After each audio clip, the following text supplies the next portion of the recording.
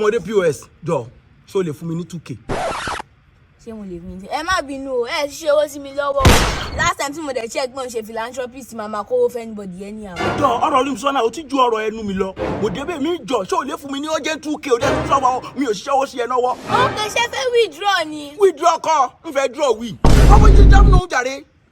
èló lẹ fẹ́ yọ. 2k má yọ. 200 ní charges o. dápadà yẹn kó bá sọ ọmọdé POS ṣe kiri kí n gba 2k kó wá yọ 200 charges jọ àbúrò máa gbọ́ ohun nínú mi dọ̀ àbúrò gbọ́ mi ṣe kí n fara ya. ẹ má bínú o ìlú wo lẹ ti wá.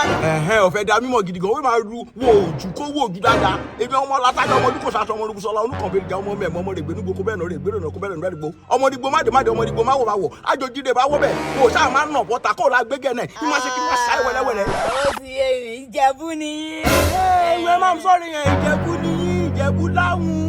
ṣẹ́rí mi ò rí ti hero bíi ti big brother season yìí ẹ wà lọ́wọ́ ara yín kí wà lọ́wọ́ ara mi o ẹ mú káàdì wá kí n withdraw fún yín lẹ́rọ. kí o máa bù mí dán ṣé o fẹ́ súnmọ́ mi wo kó bá súnmọ́ mi mà súnmọ́ ẹ kó bá wọ́ọ̀nù mi mà ṣe kí ni mà wọ́ọ̀nù ẹ jáde àbúrò ọkọ̀ bájà má gbé ẹ̀ wá rárá. èèyàn ò lè máa hùwà báyìí kínú máa bí èèyàn abádájọ tí Mr. Macaroni ṣe bẹ́ orí inú jagunjagun.